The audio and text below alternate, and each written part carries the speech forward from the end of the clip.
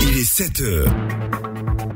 Vous êtes sur la radio numéro 1 sur l'info et le sport et c'est la seconde session d'information. Le journal, le grand format, présenté par Jérôme Kouakou. Bonjour. Bonjour Thierry Angeval, bonjour à tous. Les titres. La Côte d'Ivoire, le Mali et le Burkina vont renforcer leur coopération. Les trois pays ont lancé hier à Sikasso au Mali un projet de création d'une zone économique spéciale. Quelle place occupe la tenue traditionnelle dans notre société d'aujourd'hui? Combien arborent les costumes du terroir? La réponse à suivre dans notre dossier. 55 Palestiniens tués lors des manifestations organisées hier dans la bande de Gaza. Ils protestaient contre l'inauguration de l'ambassade des États-Unis à Jérusalem. Dans la foulée, l'Afrique du Sud a rappelé son ambassadeur en Israël. Voici pour l'essentiel. Bienvenue à tous. Le journal sur la radio numéro 1 sur l'info, le sport. Et vous l'avez dit dans vos titres, 5 ambassadeurs présentent leur lettre de créance au chef de l'État. Oui, ce sont les ambassadeurs de la Palestine, de l'Ukraine, du Pakistan, de l'Indonésie et du Koweït. Ils ont présenté hier leur lettre de créance au chef de l'État, Alassane Ouattara. La cérémonie a eu lieu au palais de la présidence. Écoutons successivement les ambassadeurs de l'Ukraine, Oleksandr Okarov, celui du Pakistan, Mohammad Iram, et l'émissaire du Koweït, Mohamed Hussein. Nous avons très grand potentiel dans la coopération dans les domaines économiques, militaires et techniques, culturels, dans le domaine de l'éducation. Et notre devoir avec mes collègues ivoiriens et moi comme l'ambassadeur, c'est de faire tout possible pour accélérer le processus du développement de nos relations bilatérales.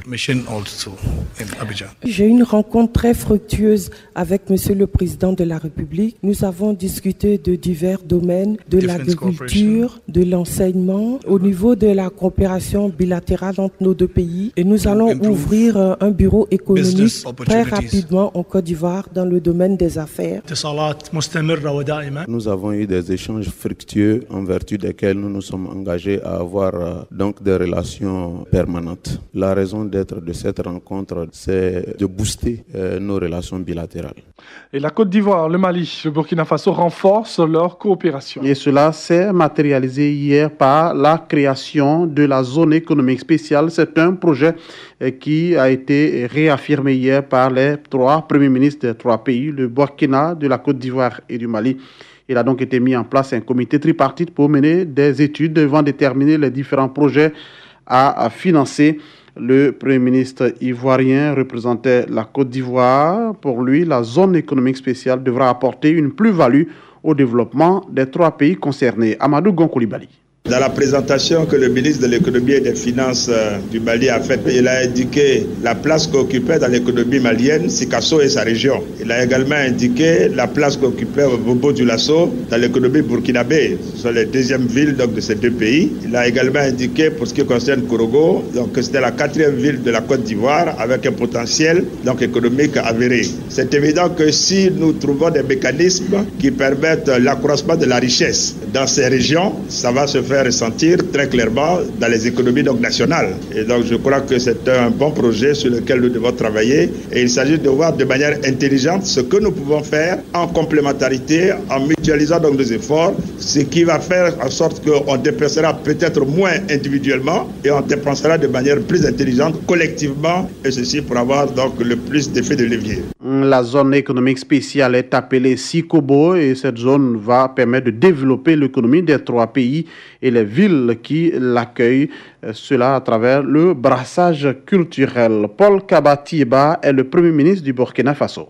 En renforçant la coopération transfrontalière dans ce triangle Sikasso, Korogo, Bobo Dioulasso, va justement renforcer davantage les liens économiques, les liens culturels, les liens humains entre les ressortissants de cette zone. Elle permettra, comme ça a été déjà dit, donc de mutualiser nos moyens, de mutualiser nos politiques en matière donc, de développement dans ces zones frontalières et de permettre ainsi aux populations qui sont frontalières, qui vivent la même culture, qui souvent également ont connu la même histoire, de pouvoir donc effectivement connaître le développement et de lutter contre la pauvreté en mutualisant donc nos moyens. Retour ici au pays, direction d'Aloa. L'Association nationale des producteurs de café cacao en Aprosi poursuit sa tournée de distribution des cartes professionnelles. À Daloa, les responsables de ces structures agricoles ont remis des cartes à plus d'1 millier de producteurs de café cacao. Les détenteurs de cette carte pourront dans l'avenir bénéficier de plusieurs services socio-économiques.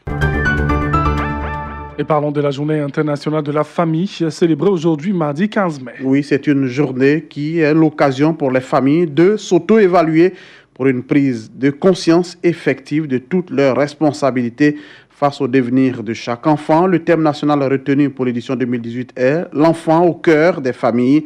Et à cette occasion, comme à l'accoutumée, le gouvernement a produit une déclaration qui est délivrée ici par Maria Toukone, ministre de la Femme, de la Protection de l'Enfant et de la Solidarité. La famille est avant tout le cadre affectif et éducatif qui assure à chacun de ses membres bien-être, sécurité et réconfort face aux épreuves de la vie. Le goût du travail et de l'effort prend sa source au sein de la cellule familiale. C'est pourquoi, dès l'accession de notre pays à l'indépendance, les autorités ivoiriennes ont adopté un ensemble de dispositions constitutionnelles et légales pour la promotion et la protection des familles. Autant le gouvernement assume ses responsabilités, il est temps que les familles reprennent leurs responsabilités. La démission des familles a causé d'énormes préjudices aux êtres fragiles et vulnérables que sont les enfants. Le gouvernement poursuivra toutes les actions pour le bien-être et l'épanouissement des familles, et cela avec le concours de tous les acteurs. C'est une exigence pour une Côte d'Ivoire paisible, prospère et cohésive.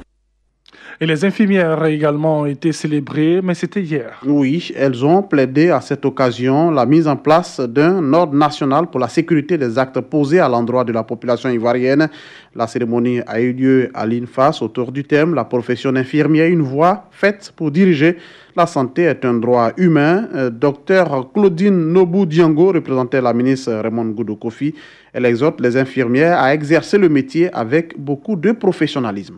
Je voudrais saluer le rôle décisif des infirmiers et infirmières dans la qualité des soins pour une prise en charge correcte et adéquate de nos patients. Je voudrais vous féliciter pour tout ce que vous faites et vous exhorter à prodiguer davantage des soins de qualité à l'endroit de nos populations. C'est pour cela, je voudrais dire ici, vous infirmiers, ne vous sentez pas abandonnés parce que votre ordre n'est pas encore créé. Le processus a commencé.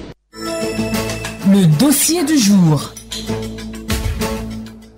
Et aujourd'hui, dans le dossier du jour, parlons de la place de la tenue traditionnelle dans la société d'aujourd'hui. Oui, si vous aimez vous habiller, on se pose la question, est-ce que quelquefois il vous arrive de vous habiller en tenue traditionnelle ?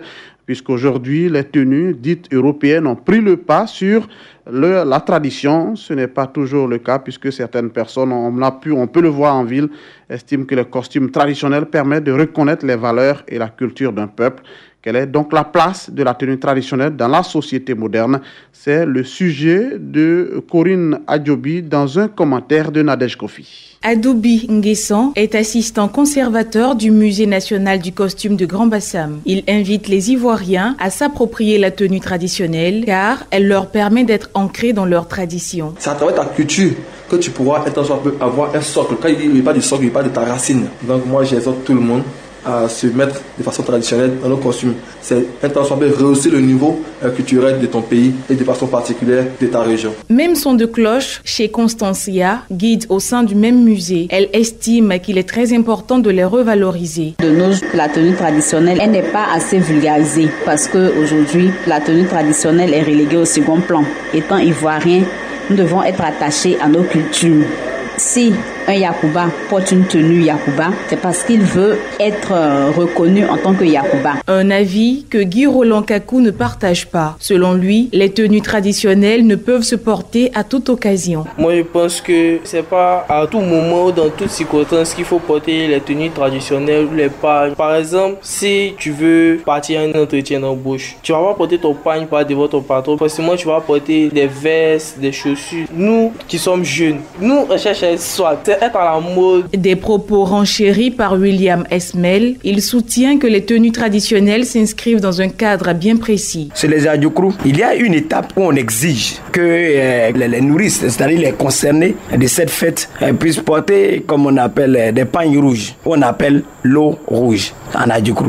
Et à un certain moment, on exige à ce qu'ils se mettent maintenant en blanc. On appelle l'eau blanche. Comme si tu es en train de donner une adoration à ces fêtes-là ou à ces traditions-là. Je ne pense pas que ça soit une bonne voie pour pouvoir présenter cela. Comment valoriser alors les différentes cultures et richesses ethniques dans la société moderne et associer modernisme et traditionnel? Oulipat, styliste, a sa petite idée. Moi, je mets l'accent parce que je trouve que c'est ce qui est de chez nous en fait. C'est ce que nos tisserands font. Et pourquoi ne pas le mettre en avant? Je pense que nous, en retour, en tant que créateurs, c'est ce qu'on pouvait apporter de plus, de pouvoir travailler ces pagnes-là dans toutes sortes de tenues, afin que les gens puissent le porter en tout temps. En attendant, le Musée national du costume continue de faire la promotion des tenues traditionnelles du pays, vulgarisant ainsi les richesses culturelles et des diversités ethniques de la Côte d'Ivoire. Et dans ce journal, allons à l'international. Escalade de violence en Palestine. 55 morts ont enregistré dans la seule journée d'hier. Oui, c'est un bilan lourd. Il y a aussi 1200 blessés par balle dans les manifestations organisées hier lundi dans la bande de Gaza, le long de la barrière de séparation avec Israël. Des rassemblements appelés en protestation contre l'inauguration de l'ambassade des États-Unis en Israël à Jérusalem. Et dans la foulée, l'Afrique du Sud a décidé hier lundi de rappeler son ambassadeur en Israël après la mort de ces Palestiniens tués à Gaza, parmi lesquels se trouvent 8 enfants de moins de 16 ans, selon l'ambassadeur palestinien à l'ONU. Point final de ce 7 heures. On vous rappelle juste l'essentiel. La Côte d'Ivoire, le Mali et le Burkina Faso vont coordonner et renforcer leur coopération. Les 3 pays ont lancé hier à Sikasso un projet de création d'une zone économique spéciale.